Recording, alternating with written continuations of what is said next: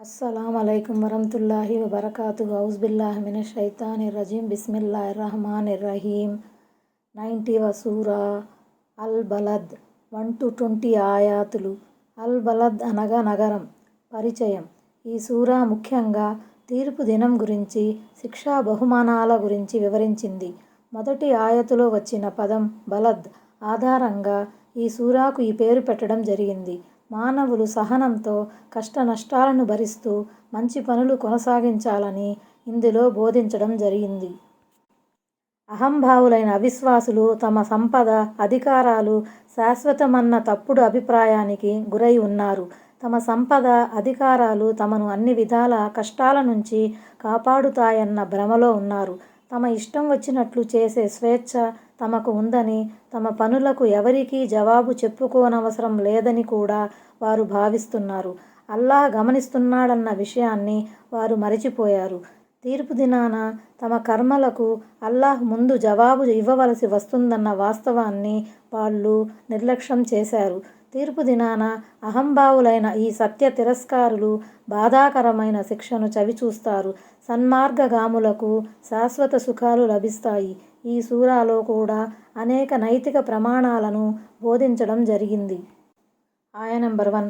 ఈ నగరం తోడుగా నేను చెబుతున్నాను.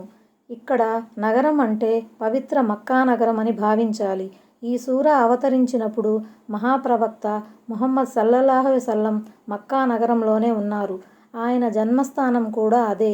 దేవుడు ఈ ఆయతులో ఆయన సల్లల్లాహు అలైహి వసల్లం గారి జన్మస్థలంపై ఒట్టేసి విషయం చెబుతున్నాడు. దీన్ని బట్టి కూడా ఈ నగరం ప్రాశస్త్యాన్ని ఊహించవచ్చు. ఆయ నంబర్ 2. ఓ ముహమ్మద్ సల్లల్లాహు అలైహి వసల్లం, నువ్వు ఈ నగరంలో స్వేచ్ఛావాసివి. మక్కా నగరంపై మహాప్రవక్త సల్లల్లాహు అలైహి వసల్లంకు లభించిన విజయానికి ఇది సంకేతం. పవిత్ర మక్కా నగరంలో మారణకాండకు అనుమతి లేదు. కానీ దుష్ట శిక్షణ, శిష్ట రక్షణ నిమిత్తం ఒకానొక ఘడియలో అంతిమ దైవ ప్రవక్త సల్లల్లాహు అలైహి వసల్లంకు దైవ విరోధుల్ని దండించే విశిష్టాధికారం దేవుని తరపున లభించింది. హదీసు ప్రకారం దైవ ప్రవక్త సల్లల్లాహు అలైహి వసల్లం ఇలా ప్రవచించారు: అల్లాహ్ భూమ్యాకాశాలను పుట్టించిన నాటి నుంచి ఈ నగరాన్ని నిషిద్ధ నగరంగా ఖరారు చేశాడు. కాబట్టి అల్లాహ్ నిర్ధారించినప్పటి నుండి ప్రళయం వరకు దీని నిషిద్ధ పవిత్ర స్థితి ఉంటుంది. ఇక్కడి చెట్లను నరకటం కానీ, ముళ్ళ కంపలను పెకిలించడం కానీ సమ్మతం కాదు. నా కోసం ఒకానొక రోజులోని ఒక ఘడియలో ఇది సమ్మతం చేయబడింది. ఈ నిషేధం నిన్నటి రోజున ఎలా ఉండేదో అలాగే ఈరోజు ఈ నిషిద్ధం మళ్ళీ యథాతథంగా విధించబడింది. ఒకవేళ ఎవరైనా ఇక్కడ మారణకాండను సృష్టించే ఉద్దేశంతో నా ఉదాహరణను ఇస్తే, దేవుడు తన ప్రవక్త సల్లల్లాహు అలైహి వసల్లంకు మాత్రమే ఈ మేరకు అనుమతి ఇచ్చాడని, నీకు ఈ అనుమతి ఇవ్వలేదని అతనికి చెప్పండి. ఆయ నంబర్ 3. కన్న తండ్రి తోడుగా, అతను కన్న సంతానం తోడుగా చెబుతున్నాను. ఈ ఆయతులో తండ్రి అంటే ఆదిమానవుడైన హజ్రత్ ఆదం అలైహిస్సలాం అని, సంతానం అంటే ఆయన ద్వారా ఉనికిలోనికి వచ్చిన వారని కొందరు భావించారు. మరి కొంతమంది ప్రకారం ప్రతి తండ్రికి అతని సంతతికి ఇది వర్తిస్తుంది. ఆయ నంబర్ 4. నిశ్చయంగా మేము మనిషిని నిత్య కష్టాల్లో సృష్టించాము. అంటే పుట్టినప్పటి నుండి చనిపోయే వరకు మనిషి జీవితమంతా నిరంతరం శ్రమతో, కష్టాలతో కూడుకున్నది. ఆయ నంబర్ 5. ఏమిటి, తనపై ఎవరి అదుపు అజమాయిషీ లేదని అతను అనుకుంటున్నాడా? అంటే తనను నిలదీసి అడిగేవారు, తన నుండి లెక్క తీసుకునేవారు ఎవరూ లేరని మానవుడు అనుకుంటున్నాడా? ఆయ నంబర్ 6. నేను రాసుల కొద్దీ ధనాన్ని ఖర్చు పెట్టాను తెలుసా అని అతను గొప్పలు చెప్పుకుంటున్నాడు. లుబదా అంటే చాలా రాసుల కొద్దీ అని అర్థం. మనిషి ప్రాపంచిక వ్యవహారాలలో బడాయి కోసం ఎంతో డబ్బును ఊదేస్తాడు. అవసరం కన్నా ఎక్కువగా దుబారా ఖర్చు చేస్తాడు. దాంతో ఊరుకోకుండా ఈ విధంగా లెక్కలేనంతగా ఖర్చు చేశానని బడాయిని చాటుకుంటాడు. ఆయ నంబర్ 7. ఏమిటి, తననెవరూ చూడలేదని అతను తలపోస్తున్నాడా? ఈ విధంగా దేవుని అవిధేయతా మార్గంలో ధనాన్ని విచ్చలవిడిగా ఖర్చు పెట్టినదిగాక తనను ఎవరూ గమనించటం లేదని వాడనుకుంటున్నాడా? యథార్థానికి దేవుడు అన్నిటినీ గమనిస్తూనే ఉన్నాడు. రానున్న వాక్యాలలో దేవుడు తాను మానవునికి ప్రసాదించిన కొన్ని వరాలను గుర్తుచేసి మనిషి చేయవలసిన పనులేమిటో వివరించాడు. ఆయన నంబర్ 8 ఏమిటి, మేమతనికి 2 కళ్ళను సృజించలేదా?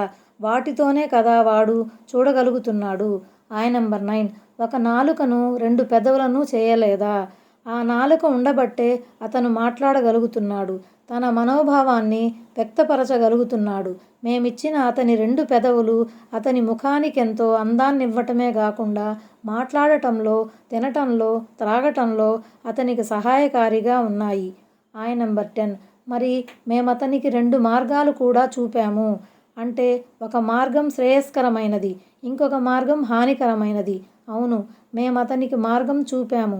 తద్వారా అతను కృతజ్ఞుడు అయినా కావచ్చు, లేదా సత్యాన్ని తిరస్కరించేవాడైనా కావచ్చు.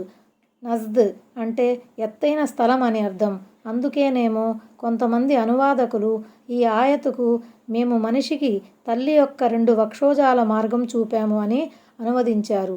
అంటే పసిపిల్లలకు సైతం తల్లిపాలు త్రాగే విద్య నేర్పామన్నమాట. కానీ ఈ రెండవ అనువాదం కన్నా మొదటి అనువాదమే చాలా వరకు సరైనది.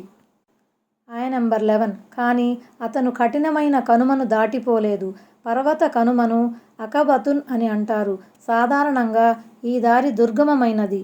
ఈ ఉపమానం ద్వారా చెప్పదలచిన అసలు విషయం ఏమిటంటే, మానవుడు సత్కార్యాలు అనే కఠినమైన మార్గంలో ప్రవేశించటానికి ఇష్టపడడు. ఆ మార్గంలో ప్రవేశించకుండా శైతాన్ అతనికి అడ్డు తగిలాడు. లేదా మనిషి తన మనోవాంఛలకు లొంగిపోయి బాధలు భరించటానికి, త్యాగం చేయడానికి సుముఖుడు కాలేదు. పర్వత కనుమను దాటిపోవాలంటే మనిషికి ఓపిక ఉండాలి, వ్యయ ప్రయాసలను భరించగలగాలి కదా. ఆయన నంబర్ 12 కఠినమైన కనుమ అంటే ఏమిటో నీకు తెలుసా? ఆయన నంబర్ 13 ఏ బానిస లేక బానిసరాలి మెడనైనా బానిసత్వం నుండి విడిపించటం. ఆయన నంబర్ 14 లేదా ఆకలి గొన్ననాడు అన్నం పెట్టడం. ఆయన నంబర్ 15 బంధుత్వం గల ఏ అనాథకు గాని. ఆయన నంబర్ 16 మట్టిలో పడి ఉన్న ఏ నిరుపేదకు గాని అన్నం పెట్టడం. మస్గబతిన్ అంటే ఆకలి అని అర్థం. ఆకలి కొన్న రోజున అంటే అతను తినటానికి ఏమీ లేకుండా ఆకలితో అలమటిస్తున్నప్పుడు. జామత్రబతిన్ అంటే ఒకవైపు దారిద్ర్యం, మరోవైపు దీనావస్థ మూలంగా కటిక నేలపై పడి ఉన్నవాడు అని భావం. ఇల్లు వాకిలి లేకుండా ఫుట్పాతులపై గడిపే నిరాధార జీవి అన్నమాట. ఈ వాక్యాల సారాంశం ఏమిటంటే, ఎవరినైనా బానిసత్వం లేదా వెట్టిచాకిరీ నుండి విముక్తుల్ని చేయటం, ఒక ఆకలి కొన్నవాడికి అన్నం పెట్టడం, ఆప్తుడైన ఒక అనాథను ఆదరించడం, ఒక అభాగ్యజీవికి చేయూతనిచ్చి నిలపటం, ఇదంతా దుర్గమమైన పర్వత కనుమను దాటిపోవడం వంటిదే. ఈ మార్గం గుండా సాగిపోయిన వ్యక్తి నరకాగ్ని నుండి తనను కాపాడుకోవటమే గాక స్వర్గంలో కూడా ప్రవేశార్హత పొందుతాడు. సాధారణంగా ఒక అనాథను పోషించటం ఎంతో పుణ్యప్రదం. అందులోనూ మనం పోషించే ఆ తండ్రి లేని బిడ్డ బంధువుల్లోని వాడై ఉంటే రెట్టింపు పుణ్యఫలం లభిస్తుంది. ఒక వంతు పుణ్యం పోషించినందుకు, రెండవ వంతు పుణ్యం బంధుత్వ హక్కును నెరవేర్చినందుకు. అలాగే బానిసకు విముక్తి కల్పించటం కూడా చాలా గొప్ప కార్యమే. ఈనాడు బానిసత్వం లేకపోయినప్పటికీ రుణగ్రస్తులు మాత్రం ఉన్నారు. అక్కడక్కడ వెట్టిచాకిరిలో మ్రగ్గుతున్నవారు కూడా పల్లె ప్రాంతాల్లో ఉన్నారు. అలాంటి వారిని అప్పుల ఊబి నుండి బయటకు లాగడానికి ఆర్థిక సహాయం చేస్తే అది మెడను విడిపించటం క్రిందికే వస్తుంది. ఆయన నంబర్ 17 అటు పిమ్మట విశ్వసించి పరస్పరం సహనబాధ చేసుకుంటూ వండొకరికి దయాదాక్షిణ్యాల గురించి తాకీదు చేసుకునే వారైపోవాలి. అయితే మనిషి చేసే ఈ పుణ్యకార్యాలన్నీ దైవ సన్నిధిలో స్వీకారయోగ్యం కావాలంటే అతను విశ్వాసి, మోమిన్ అయి ఉండటం తప్పనిసరి. విశ్వాసం, ఈమాన్ లేని పుణ్యకార్యాలు ఫలప్రదం కాజాలవు.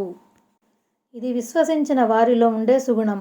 వారు పరస్పరం సహనం, సానుభూతి, దయ, జాలి గురించి ఉపదేశించుకుంటూ ఉంటారు. ఆయన నంబర్ 18 వీళ్ళే కుడిపక్షం వారు, భాగ్యవంతులు. ఆయన నంబర్ 19 మరెవరైతే మా ఆయతుల పట్ల తిరస్కార వైఖరిని అవలంబించారో వారు దౌర్భాగ్యులు. ఆయన నంబర్ 20 వారిని అన్ని వైపుల నుంచి అగ్ని చుట్టుముట్టుతుంది. మూసదతున్ అంటే మూయబడినది అని అర్థం. అంటే వారిని అగ్నిలో పడవేసి అన్ని వైపుల నుంచి మార్గాలు మూసివేయపడతాయి. అందువల్ల అగ్ని సెగలన్నీ వారినో చుట్టుకుంటాయి. వారు ఎటూ పారిపోలేని పరిస్థితి అది. అస్సలాము అలైకుం వరహ్మతుల్లాహి వబరకాతుహు.